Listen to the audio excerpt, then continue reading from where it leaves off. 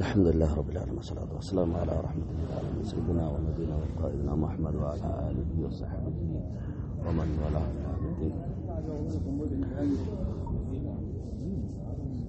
الله سبحانه وتعالى قرآن లో సెలవిస్తున్నమాట إن الله وملائكته يصلون على النبي يا أيها الذين آمنوا صلوا عليه وسلموا تسليما నిశ్చయంగా అల్లాహ్ సుబ్హానహు వ తఆలా తన ప్రవక్త మీద దీవెనలు కురిపిస్తున్నాడు. నిశ్చయంగా దైవ దూతలు ఫరిష్తాలు దీవెనలు కురిపించమని అల్లాహ్ను వేడుకుంటున్నాడు. కనుక విశ్వసించిన ఉపరగలారు విశ్వసించిన ఉపరగలారు ప్రవక్త ముహమ్మద్ సల్లల్లాహు అలైహి వసల్లం వారి మీద సలాత్ మరియు సలాం పంపించండి. ఏముందండి? సలాత్ మరియు సలాం పంపించండి. సలాత్ అంటే దుఆ, సలాం అంటే ఆయన శాంతి కోసం మనం ప్రేయర్ చేయడం. కనుక ప్రవక్త సల్లల్లాహు అలైహి వసల్లం వారి దరూద్ సీగాలు అంటారు. ఆ సీగాలు అనేక రకాలుగా ఉన్నాయి. అయితే ప్రామాణికమైనవి ఏవైతే ఉన్నాయో వాటినే మనం వాడాలి. ఎందుకు? ఏవైతే ప్రామాణికం కాని ఉన్నాయో వాటిలో షిర్క్ సంబంధిత విషయాలనేవి సొంతంగా వాళ్ళు చూపించే అవకాశాలనేవి ఉంటాయి. ప్లస్ మనకు అరబీ అనేది అంత తెలియని కారణంగా వాటిని మనం పసిగట్టలేము కూడా. అదే ప్రామాణికమైన ఉంటే అందులో మనకు ఎలాంటి ప్రమాదం అనేది ఉండదు. కనుక ప్రామాణికంగా మనకు చేరిన దరూద్ విధానాల్లో అత్యంత సులభమైనది ఏమిటి? సల్లల్లాహు అలైహి వసల్లం.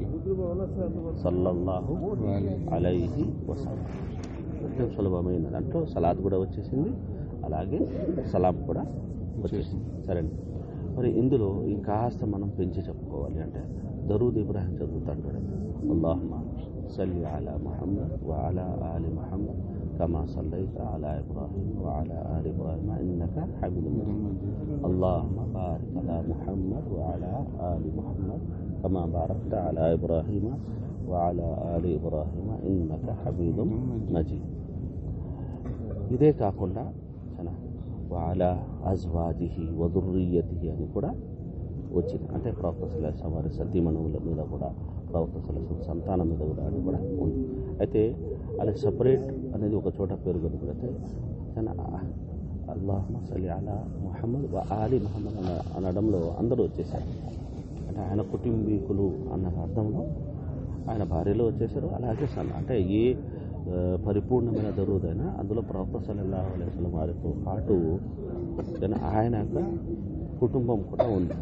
కనుక ప్రవక్త సల్లల్లాహు అలైహి వసల్లం వారిని ఎంతగానైతే మనం అభిమానిస్తామో, ప్రేమిస్తామో, ఆయన కుటుంబాన్ని, ఆయన కుటుంబ సభ్యుల్ని, ఆయన కుటుంబంలోని విశ్వాసుల్ని మనం ప్రేమించాలి, అభిమానించాలి. ఇది మన విశ్వాసం యొక్క ముఖ్యమైన అంశం. కనుక ప్రవక్త సల్లల్లాహు అలైహి వసల్లం వారు హసన్ మరియు హుసైన్ రలియల్లాహు అన్హుమా గురించి తెలియజేసి చెప్పిన మాట అంటే, వీరిద్దరిని నేను ప్రేమిస్తున్నాను,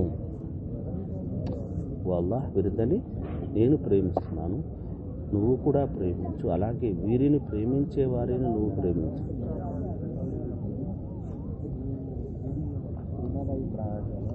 అంటే మనం తన ప్రవక్త సల్లల్లాహు అలైహి వసల్లం వంశానికి చెందిన విశ్వాసులు ప్రేమించే కానీ అల్లాహ్ ప్రేమకు అది మనల్ని పాత్రలు చేస్తాం. కనుక ఎంత గొప్ప గౌరవం చూడండి. కనుక ఆయన కుటుంబీకుల విషయంలో మనం గౌరవ ఆదరణతోటి మర్యాదపూర్వకంగా వ్యవహరించాలి. సరేనా? ఇప్పుడు ప్రవక్త సల్లల్లాహు అలైహి వసల్లం వారి వద్దకు దేవదూత జిబ్రీల్ అలైహిస్సలాం వారు రావడం జరిగింది. అప్పుడు దేవదూత జిబ్రీల్ అలైహిస్సలాం వారు చెప్పిన మాట ఏంటంటే, ముహమ్మద్ సల్లల్లాహు అలైహి వసల్లం, మీకు ఈ విషయం అనేది సంతోషాన్ని కదా, మీపై ఎవరైతే ఒక్కసారి దరూద్ పంపిస్తారో, మీపై ఎవరైతే ఒక్కసారి దరూద్ పంపిస్తారో వారి కర్మల ఖాతాలో 10 పుణ్యాలు రాయబడతాయి, 10 పాపాలు వారివి మన్నించబడతాయి, స్వర్గపు 10 హోదాలు వారివి పెంచబడతాయి. సుబ్హానల్లాహ్. చూస్తున్నారా?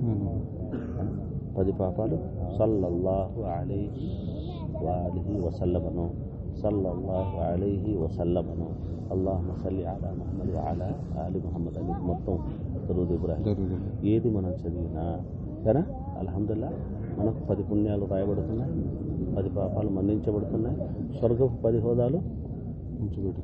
మరి మనం తక్కువ చేసామనుకోండి సల్లల్లాహు అలైహి వసల్లం అని చెప్పడం, ఏమో లాస్ అయ్యేది ఏమిటి? సరే 10 పుణ్యాలు అంటే ఒక్కోసారికి 10 పుణ్యాలు తగ్గిపోతాయి, లాస్ అవుతాం, 10 పాపాలు అలానే ఉండిపోతాయి. అలాగే స్వర్గపు 10 హోదాలు మనం ఎక్కలేం. కనుక ప్రవక్త సలహా వారు ఇన్ని లాభాలు తెలిసిన తర్వాత కూడా నా పేరు విన్న తర్వాత అతను సల్లల్లాహు అలైహి వసల్లం అనలేదు అంటే అతనికి మించిన పిసినగుట్టు అనేది ప్రపంచంలో మరొకటి ఉండదు. ఎందుకు? లాభాలే లాభాలు. ఆ లాభాలు కూడా కేవలం ఒక మాట అంటే అతనికి దక్కే లాభాలు కూడా దానికి మించి పిసినగుట్టు ఏమి ఉంటాడు. ఇది రెండవది. ప్రవక్త సల్లల్లాహు అలైహి వసల్లం రమజాన్ యొక్క సందర్భంలో ఆయన వేదిక ఉండేది, ఖుత్బా ఇచ్చే వేదిక ఉండేది.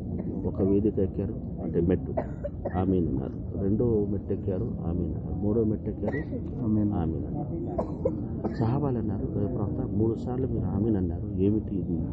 ఇది రొటీన్కి భిన్నంగా ఉంది, ఏమిటి అసలు అంటే ప్రవక్త సలహా వారు జిబ్రీల్ అలైహిస్సలాం 3 విషయాలు తీసుకొచ్చారు. అందులో మొదటి విషయం ఏంటంటే రంజాన్ మాసాన్ని పొంది కూడా ఎవరైతే క్షమాభిక్షకి అర్హుడు కాలేకపోయాడో అతను తన స్వర్గానికి దూరముగాక,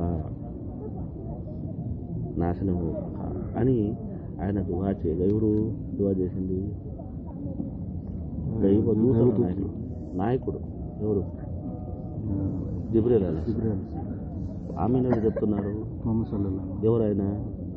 దైవ ప్రవక్తల నాయకుడు. మామూలు సందర్భం కాదు, మామూలు వ్యక్తులు కాదు అక్కడ ఉండేది. ఆయన దువా చేయడం, ఆయన దువా తిరస్కరించబడ్డం అనేది జరిగింది. ఆయన ఆమీన్ చెప్పేసిన తర్వాత ఇంకా ముద్ర మామూలుగా ఉండదు, మరి అర్థం లేదా? కనుక అలాంటి వ్యక్తి నాశనం అవ్వాలంటే ఆమీన్ ఎవరు చెప్పారు? ప్రవక్త సల్లల్లాహు అలైహి వసల్లం వారు చెప్పారు. ఆ తర్వాత రెండోది ఏమన్నారు? తల్లిదండ్రులను పొంది కూడా వృద్ధాప్యంలో తల్లిదండ్రులను పొంది కూడా స్వర్గాన్ని ఎవడైతే సొంతం చేసుకోలేకపోయాడో అతను నాశనముగాక, ప్రొఫెసర్ ఆమీన్ అన్నారు. మూడోది ఏమన్నారు? మీ పేరు తీసుకోబడి దరూదు పంపించాలని తెలిసి కూడా ఎవరైతే దరూదు పంపించాడో అతను నాశనముగాక. దీన్ని బట్టి ఎంత పెద్ద ఉపద్రవం ముందు కూడా ఆలోచించండి. మనం దరూదు చెప్పడం లేదు అంటే ఎంత పెద్ద ఉపద్రవం ఉంది, ఎంత పెద్ద నష్టం ఉంది. అంటే ప్రవక్త సల్లల్లాహు అలైహి వసల్లం ఆమీన్ చెప్పారు, జిబ్రీల్ అలైహిస్సలాం నాశనముగాక అనేసి ఇంకా బాగుపడడం ఉండదు. విషయమంటానండి. సరే, ఇప్పుడు అంతిమ కొన్ని విషయాలు మనం వచ్చేది ఏంటంటే ప్రవక్త ముహమ్మద్ సల్లల్లాహు అలైహి వసల్లం వారి మీద మనం ఎందుకు దరూదు పంపిస్తాం, ఎందుకు పంపాలి అంటే మొదటి విషయం ఏంటి? అల్లాహ్ ఆదేశ పాలన. నా ఇష్టమని నేను పంపించడం లేదు, అల్లాహ్ చెప్పాడు. ఏమని చెప్పాడు? విశ్వసిస్తున్న ప్రజలారా మీరు ఆయన మీద సలాత్ మరియు సలాం పంపించండి అని ఎవరు చెప్పారు? అల్లాహ్ సుబ్హానహు ఆదేశ పాలన అనేది మొదటిది మనం చేస్తాం. ఇది మొదటిది. కానీ రెండవది ప్రవక్త ముహమ్మద్ సల్లల్లాహు అలైహి వసల్లం వారు మానవాళికి చేసిన మేళ్ళు అనేవి అన్నీ కావు. కనుక ఒక చిన్నపాటి సహాయం చేసిన వ్యక్తికి మనం కనబడినప్పుడల్లా థ్యాంక్స్ అను, లేదంటే అతన్ని ఆ సహాయాన్ని గుర్తు చేసుకోవడం ఏదో ఒకటి చేస్తూనే ఉంటాం. అలాంటి ప్రళయం వరకు మానవాళికి ఎంత మేలు చేసిన ఆయన కోసం ఈ కనీస దీవెన పలుకు కూడా మనం కురిపించకపోతే దానికి మించిన యొక్క ఏమంటారు మూర్ఖత్వం కానీ దానికి మించిన యొక్క దౌర్భాగ్యం అనేది మరొకటి ఉన్నది. సరే, ఇది మూడోది ఏంటంటే అల్లాహ్ సుబ్హానహు వ తఆలా దీనికి బదులుగా నరకాగ్ని ముక్తిని ప్రసాదిస్తున్నాడు, దీనికి బదులుగా స్వర్గపు హోదాల్ని ప్రసాదిస్తున్నాడు. చూస్తున్నారా? సరేనా? అంటే పుణ్యం మనకు వస్తుంది, పాప ప్రక్షాళనము జరుగుతుంది, స్వర్గ హోదాలు పెరుగుతున్నాయి. సరేనా? ఇంకా అంతిమంగా మనం దరూదు పంపించడం వల్ల ఆయన స్థాయి పెరిగిపోతుందా? అంత మాత్రం కాదు. మనం పంపించినా పంపకపోయినా అల్లాహ్ సుబ్హానహు వ తఆలా ఆయనకి ఇచ్చిన స్థాయిని ఎవ్వడు ఆయన నుండి తీసుకోలేడు. కనుక మనం ఏదో ఉపకారం ఆయన మీద చేయడం లేదు, దాని లాభం సొంతంగా మన వైపుగానే వస్తుంది. ఆ లాభం దానికి 3 ఇంతలు కాదు, కనీసం అంటే 30 ఇంతలు తిరిగి మన వద్దకి పుణ్యం తిరిగి వస్తుంది. అర్థం లేదా? కనుక అల్హమ్దులిల్లాహ్ ఇది ప్రవక్త సల్లల్లాహు వారి మీద దరూదు పంపించడంలో ఘనత. కనుక మనకు ఇప్పుడనే కాదు, శుక్రవారం ఎక్కువ దరూదు పంపించమని చెప్పారు. అందులో అలానే కాకుండా వేరే సందర్భాల్లో కూడా ఎలాగైతే జిక్రు కోసం సుబ్హానల్లాహ్, అల్హమ్దులిల్లాహ్, లా ఇలాహ ఇల్లల్లాహ్ జిక్రు కోసం మనం సమయం కేటాయిస్తాం కదా. అలాగే దరూద్ కోసం కూడా మనం ఏం చేయాలి, సమయం కేటాయించాలి. కేటాయించినప్పుడు ఆయన ఆదర్శాలని మనం ఎలాగైతే మన అల్లాహను స్మరిస్తూ అల్లాహ్ అనుగ్రహాలను మనం స్మరించుకుంటాం. ఆయన మన కళ్ళని కావచ్చు, వీటిని కావచ్చు, వాటిని గుర్తు చేసుకుంటాం కదా, ఇవన్నీ ఆయన ప్రసాదితం. అలాగే ప్రవక్త సలహా దరూద్ పంపిస్తాం. ఆయన ఆదర్శాలు, మహా గొప్ప ఆదర్శాలు ఏవైతే ఉన్నాయో వాటిని కూడా ఏం చేయాలి, ఒకసారి మనం నెమరు వేసుకుంటూ ఉంటాం.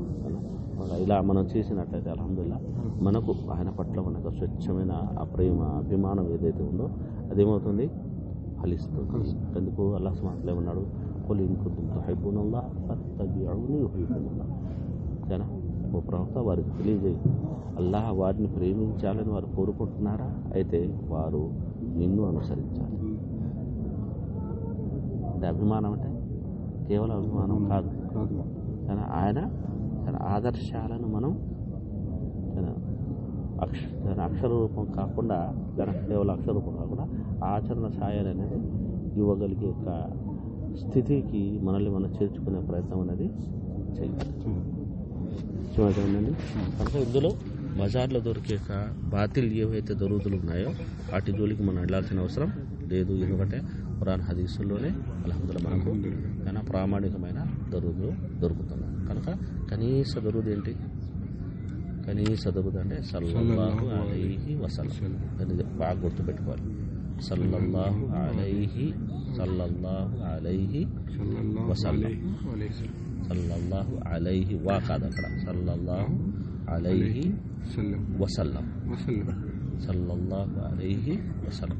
ఎందుకు దరూద్ ఒక్కసారి మనం తప్పుగా కంఠస్థం చేస్తే జీవితాంతం ఏం చేస్తుంటాము, అలానే చదువుతాం. అంటే తప్పు రిపీట్ అవుతూనే ఉంటుంది. కనుక సరి చేసుకుని సల్లల్లాహు అలైహి వసల్లం, ఇది ముక్తసరి. ఇంకా మనం పెంచి చెప్పాలంటే సల్లల్లాహు అలైహి వఅలా ఆలిహి వసల్లం అని కూడా చెప్పాలి. ఇంకా పెద్దదంటే దరూద్ ఇబ్రాహీం.